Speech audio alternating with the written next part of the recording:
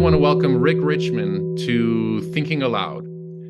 Rick graduated with honors from Harvard College and NYU Law School. He's written for Commentary, the Jewish Press, Mosaic Magazine, the New York Sun, PJ Media, the Tower Magazine, and his own blog, Jewish Current Issues, created in 2003.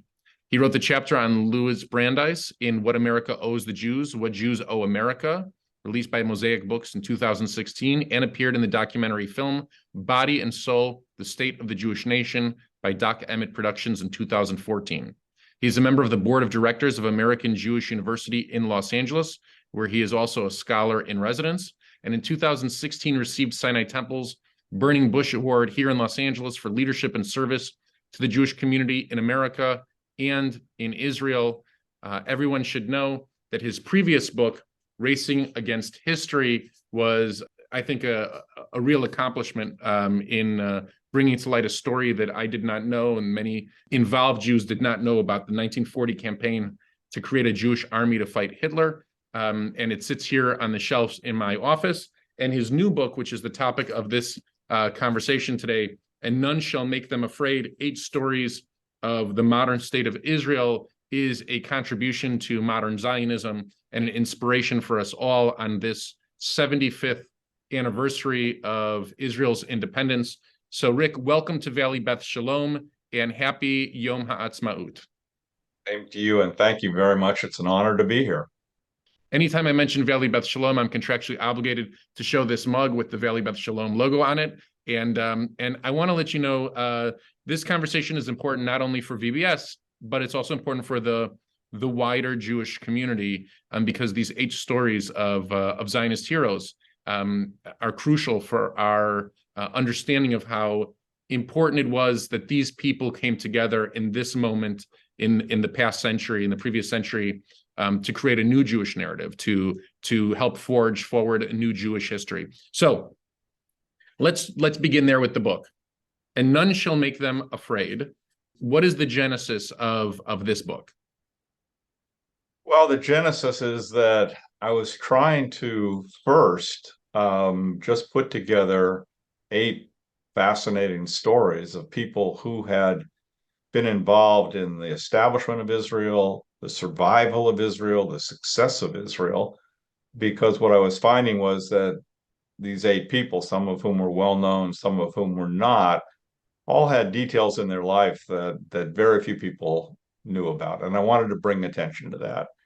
And then I realized the second thing, which was that if I put them in chronological order, they were effectively a history of Zionism and then the state of Israel, all the way from Herzl in 1895 to Netanyahu speaking before the United States Congress in 2015 for the 3rd time, something that no other world leader had accomplished other than Winston Churchill, and then all the way up to the present. So I had created, I thought, a mini history that was not at the 30,000-foot level of great historical, political, diplomatic, military forces, but instead all the way down at ground level, where individuals were actually living their lives accomplishing Zionism. And it made it a more attractive, in my view, history, a more accessible view of history for people to read. And then I found a third thing, which was that 4 of these individuals had been born or raised in Europe, and 4 had been born or raised in America. And the stories taken together were also a larger story of the alliance of Zionism and Americanism throughout the 20th century, when the other isms of that entire century, communism, fascism, National Socialism, anti-Semitism, murdered millions, tens of millions of people. Americanism and Zionism working together created a miracle, the modern state of Israel. And then finally, a 4th thing, which was I thought that I could draw some lessons of history and how to teach it from these 8 stories. And what I found was, to my surprise, is that they were 8 remarkable individuals. They did not, in my own view, support the great man or great woman, in the case of Golda Meir, theory of history, which was Thomas Carlyle, the 19th century philosopher who said all history is really just the extension of the biography of great men or women. I found that instead it's something different. My theory of history from learning about these 8 stories myself is that there's a small individual theory of history, which is that individuals, merely individuals, people who are nobody at the time they start, can affect history. And these 8 people did.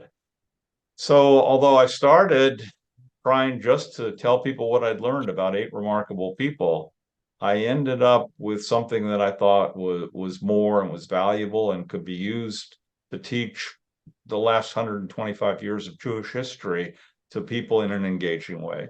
So that's what I was trying to do. Well, I think you certainly did that. Let me just offer to people that the 8 chapters are on Theodore Herzl, Louis Brandeis, Chaim Weizmann, Vladimir Jabotinsky, Golda Meir, Ben Hecht, Abba Eban, and Ron Dermer. And I have to tell you that I grew up certainly in a time when we learned history through the great man, great woman theory of history. This is the way that people learn the great trends of history. Is you actually learn about people who stand at the center of it all. And today we've backed away from that, and by and large we learn history through social trends, as if they kind of begin, and they bubble up and they just happen without leadership. That's certainly the way that history has moved more in that direction in terms of pedagogy. You do in a very deft, skilled way, almost walk a tightrope in explaining to people that, we'll talk about this in a second in Herzl, right? That there was something these were ordinary people who had some kind of spark inside of them, just like there's a spark inside all of us. It's possible for ordinary people to just step onto the world stage and actually change the world. And what's remarkable too is that these 8, we're a small people, right? We're a statistical rounding error in terms of world population. But these 8 people were from 3 different continents and grew up in 8 different places. I mean, Herzl he was born in Budapest, grew up in Vienna. Brandeis was born in Louisville, Kentucky, and grew up really in Boston. Weizmann in a small shtetl called Model, 8,000 people, spent his first 11 years there, somehow ended up in London talking to Balfour and the British government in terms of the Balfour Declaration. Jabotinsky grew up in Odessa, which was a very sophisticated Russian city on the Black Sea. Golda Meir was born in Kyiv, went to Wisconsin, spent her formative years there, and then moved to Eretz Yisrael. Ben Hecht was born in the Lower East Side, lived in Chicago, then later in Hollywood. Abba Eban grew up in London. Ron Dermer grew up in Miami Beach. These are 8 different places. It's a remarkable story how the spark that you're talking about can be found wherever these people grew up, learning about, in different ways, a 3,500-year tradition or danger facing an entire people of which they were a part, in which they decided they would do something, and they did something. And the stories are quite amazing. Amazing. So let's talk about Herzl for just a brief moment, just because I believe that his story is the most iconic and the most, let's say, misunderstood of all of the stories. And that's what you sink your teeth into at the very beginning of the book. I think it sets a certain tone for the whole book, which is that most of us have learned Herzl's life, that he was a completely secularized Jewish person, raised in Vienna, who goes to law school, tries to become a playwright, ends up, it doesn't work out for him, thank God. He goes to be a journalist, and he's covering the Dreyfus affair in Paris, and he's present when Alfred Dreyfus is found guilty. And in that moment, eureka, there's this great awakening within him, and he comes up with the the idea of the Jewish state, which is a political treatise that he writes. That's a very short political book that I believe every Jew should be required to read right around Yom HaAtzmaut, just to show you that a small political that a small note essentially to the world can change the world forever. And that's the story that I learned as a child in day school. And you and other historians now are coming to the forefront and saying, actually, not so much. So tell us about Theodor Herzl. The story that you recounted is the story I grew up with as well, that all of a sudden he heard French crowds surrounding Dreyfus yelling, "Death to the Jews," and decided at that point that the Jews had to leave Europe. He wrote The Jewish State, and the rest is history. And that the actual story is so much more complex, more complicated, more consequential, that it is infinitely more inspiring than even that story of sudden inspiration. He was a foreign correspondent in Paris when Dreyfus was arrested and tried. But when you look through his reporting at the time, which I did, there's no reference to any death to the Jews, no reference to it being an important case. At the end of the year, Herzl produces a long article about what happened in France in 1894 while he was there. The Dreyfus trial, the Dreyfus arrest isn't even mentioned. Everyone thought he was guilty, including Herzl. And it wasn't until 4 years later, when Zionism was well established, there had been 4 Zionist conferences by then, that Emile Zola writes J'accuse and exposes the cover-up of Dreyfus, and that's when we get our story. But it's been, condensed into the influence on Herzl, and it wasn't. The chapter on Herzl in the book is called The Mystery of Herzl, because it is a bit of a mystery as to how that spark that you mentioned was created in him. But it's clear it wasn't a sudden thing, that he had been, ever since he was in the University of Vienna, he was concerned about the Jewish question, that he was well read, and that he came forward with an inspiration. And most importantly, it wasn't simply the inspiration, because he says in the first sentence of his pamphlet that the idea of a Jewish state isn't his. In a sense, it's 2,000 years old. Others have had it in decades before him. What his idea was that the Jews had to, in effect, change their philosophical, psychological approach to life. They had to recover their identity as a people if they were going to survive. And when you start reading his diaries and his speeches at the Zionist conferences, and what he then did over the next 9 years, it's extraordinarily eloquent and extraordinarily inspiring, because he died at age 44. Right. People think of him as this grand old man, this tall, charismatic guy with a world-class beard. He was a 35-year-old literary editor when he wrote The Jewish State, and he devoted himself for the next 9 years. He died at age 44 because he had something he didn't disclose to anyone outside his family, which was a heart condition. And several reputable analysts believe he literally worked himself to death in terms of trying to make Zionism succeed. So that story of Herzl, we can go into more detail if you like, but the actual story is a story of an individual who was the literary editor, that he had no backing from any religious organizations, either Reform or Orthodox within Judaism.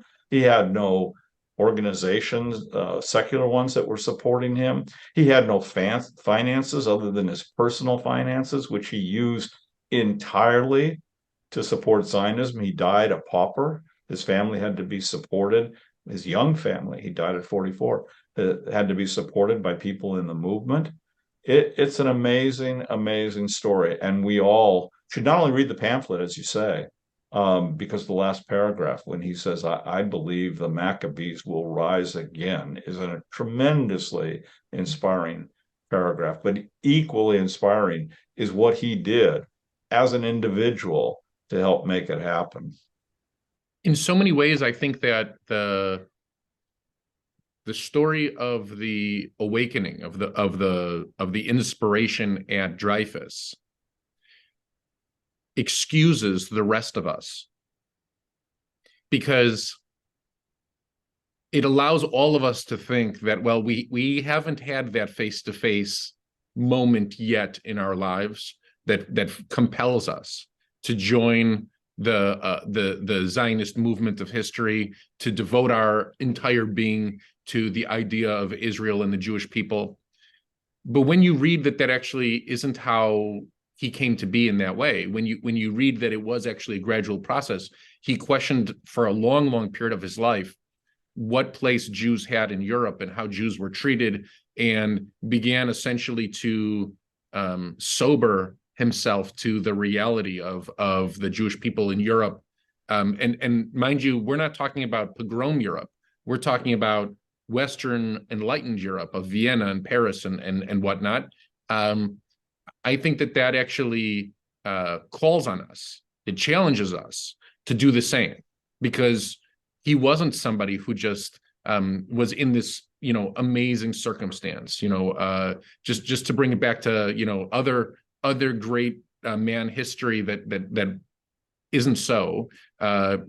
George Washington didn't just find himself on the boat crossing the Delaware. That's not that people just don't find themselves in these moments of history where they are going to change the world. It is a long, gradual process that puts them there, in which they earn it, like so many of us have the ability to do. They always start out, at least with these stories, as people who are not historic figures. They're just committing themselves. If you skip all the way through from Herzl all the way to near the end of the book with Abba Eban, we think of Abba Eban as this great orator, as he was, who gave 25 years of brilliant speeches at the UN and elsewhere, and was an extraordinarily eloquent and consequential person in the history of Israel. But when you go back to the beginning, he was 33 years old when Israel was established. He was a former professor at Oxford and Cambridge of Hebrew, Arabic, and Persian literature. And he's appointed as Israel's representative to the United Nations at the age of 33. He's the youngest person there. He's sent there 5 days after the Declaration of Independence by Israel. Israel's under attack on 3 sides by 5 Arab armies. He's got to go into the Security Council of the UN and defend Israel. And what he does, I just want to read one paragraph from his first speech at the UN. What he says is, the sovereignty regained by an ancient people after its long march through the dark night of exile will not be surrendered at pistol point. And so it becomes my duty to make our attitude clear, beyond ambiguity or doubt. If the Arab states want peace with Israel, they can have it. If they want war, they can have that too. But whether they want peace or war, they can have it only with the state of Israel. It was a paragraph that electrified public opinion back in Israel. Within the United States, it made him an overnight historical figure. And it was simply words that he put together to defend the state of Israel, 33 years old. He's not the Abba Eban we know. He's like Herzl at 35. He's just a person going into the arena to try and support something that he believes in. And in that sense, he is, as you said, an inspiration to us. We can't be Herzl and Abba Eban. That's not what I'm suggesting. What I'm saying is that everybody can do something. That's and right. The problem is that they think they can't do something, so they do nothing. And everybody can do something. And everybody taken together is consequential, which is what the history of the Jewish people shows. I was thinking about this when I was reading your book. The reason we say Hallel, right, on Yom HaAtzmaut actually was a contested idea. It was challenged by the rabbis, right? Because Hallel is a religious piece of liturgy, thanking God for God's involvement, essentially, in whatever we're praying about at that moment, whether it be, Passover or other holidays, Rosh Chodesh, the calendar, whatever it might be. Then suddenly, modernity, we say, no, we should say Hallel. We should say Hallel for Yom HaAtzmaut, and we should say Hallel for Yom Yerushalayim, and we should say Hallel all these times and incorporate it into our prayer. And when I was reading your book, I thought to myself, it's hard to say that God fought these wars for us, because on Har Herzl, I go and visit and I see all the grave sites. And I think if I explain to any of those mothers, fathers, brothers, sisters, now grandchildren who stand there crying, that their loved ones, that God fought the war, they would say that their loved ones fought the war, and they've given for the Jewish people something that we have not asked for thousands of years.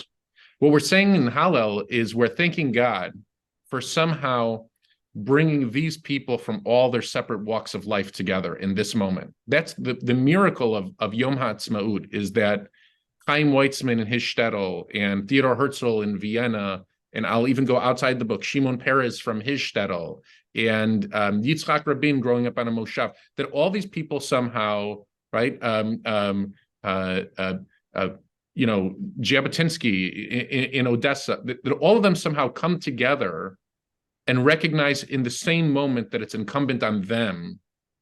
It's not just, and when I say this moment, I mean almost in a century of time, right? Because we're celebrating Zionism before the state, Zionism after the state in this book, and today we celebrate 75 years of the state's existence. And so what in this moment, as you reflect both on Yom HaAtzmaut today, and the special one, they're all special, but the 75th, and what you learned in the book, what is there for us to think about? What's unique about Israel is that before Independence Day, Yom HaAtzmaut, the day before is Memorial Day, Yom HaZikaron. And it's unique that before Israel celebrates independence, it commemorates, memorializes the 24,000 soldiers and the 4,000 civilians killed in the War of Independence and all the wars and terrorist attacks since then. And to put that in context, that's a demographic equivalent today of more than 1 million Americans. That's how many people have been lost. And we don't know their names, but Natan Alterman wrote a famous poem called The Silver Platter. It was based on Chaim Weizmann's statement that the Jewish state will not be handed to the Jewish people on a silver platter. And in that poem, Alterman envisions a young man, a young woman marching forward out of the mist, and the Jewish people say, "Who are you?" They're in battle fatigues, and they've got dirt and grime covering their bodies and their face. And in the poem, they answer quietly, "We are the silver platter on which the Jewish state was given. Thus will they say and fall back in the shadows, and the rest will be told in the chronicles of Israel." And now we have 75 years of that. And what is truly amazing is if you compare where Israel stands today versus where, after 75 years, where the United States stood after 75 years in its existence. Israel was established in 1948 with no written constitution, no recognized borders, an external existential threat in the form of 5 Arab armies invading it from 3 sides.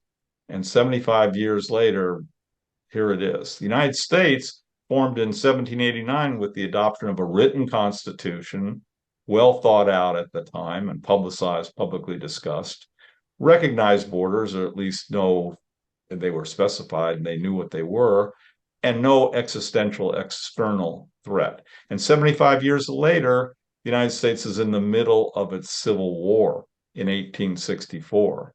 which Lincoln famously had said the year before was a test of whether a nation so conceived in liberty and equality could long endure. And the United States endured, Israel has endured. Israel is in a difficult moment with a sort of constitutional crisis in a nation that doesn't have a constitution. But just like the United States eventually got through it, Israel will get through it as well and be better as it was in both cases. So looking at, this 75 years is an extraordinary accomplishment. It's a miracle as amazing as the miracle of establishing the state in the first place. So it's something that we ought to be tremendously proud of, and proud of even of the discussion that's going on in Israel now. The fact that we're having that in Israel, unlike any other state in that region, can have people who don't fear to speak their mind, march in the streets, protest in various ways, and nobody's arrested, nobody's killed. The discussion is held, and steps will be taken one way or another. A compromise will be found one way or another, and Israel will march on. It's an incredible, amazing story.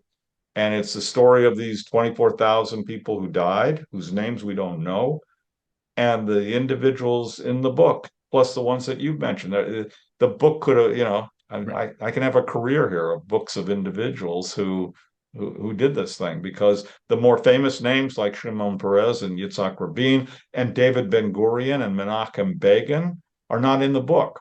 And the reason they're not in the book is their stories are relatively well known, although a book could be written like this one about those 4 plus 4 others. But these 8, I think, will give some insight that the story that we're celebrating this week is not this one of an arc of history that bends by itself, or a right side of history that we happen to be on. It's what individuals did and committed their lives to, beginning when they were unknown people. And because what they did in this case, they became famous. Well, Rick, do you know, your first book was fantastic, Racing Against History. Second book, And None Shall Make Them Afraid, amazing, inspiring. Have you already begun the third book? I haven't. I need to take a little time off between books. So please get to work as soon as possible for the sake of the Jewish people. And if there's one book that you read as a result of Yom HaAtzmaut, if you'd like to be inspired, if you'd like to learn more about Israel, and if you'd like to dedicate your mind, your heart, and your soul to the understanding the Jewish narrative and why Israel is so important, I encourage you to read the book, And None Shall Make Them Afraid: 8 Stories of the Modern State of Israel. Since it is Yom HaAtzmaut, let's end with just explaining, when you get to Israel, what is the one part of visiting Israel that you can't go without? Oh, what a great question! I'd like to go back to the kibbutz that I was on during college, Kibbutz Be'eri, which was 1.5 miles from Gaza. And back then, it was a small state, nothing like it is now. But living there and being on a kibbutz was really something that was inspirational in itself. So I think just landing there is an inspiration for people who haven't been there, and for people who have, it's an endlessly fascinating state. If I could pick one place to go to, I think I'd recommend Shalem College, because it's the first liberal arts college in Israel, sponsored in part by the Tikva Fund. Amazing educational achievement, and they're doing great things there. And I'd like to visit there too. Well, I would like to visit those places with you. And then perhaps when we're on the way to Shalem College in South Jerusalem, we'll stop at Emek Rephaim, where Blair and I and the kids lived right in Baca for our year. And I always walk up and down the street in Emek Rephaim, and I can see Blair pushing the double stroller of the 2 kids when they were little. We came back, of course, pregnant with the third. and there was an aroma cafe that I would stop at on Emek Rephaim in the morning on my way to school, and grab a hafuch, and just it was a wonderful start to my day as people were cleaning up the street and getting ready for a day. And every time I like to visit there, and I see like an alternative life there. Had we just decided to stay right there on in that little neighborhood, things would have played out very, very differently for us. But I like to go back and visit because in many ways it was a wonderful experience getting a chance to spend time there, put the kids in school there, and get a chance to live the way that Israelis do. So we'll make a date of it, Rick. Sometime between now and when we have you back for Israel's 100th, you and I will go to South Jerusalem and visit together. Let's do it. Happy Yom Ha'atzmaut, Chag Sameach, and thank you very much for making the time to talk about your book here at Valley Beth Shalom. Thank you so much. I appreciate it.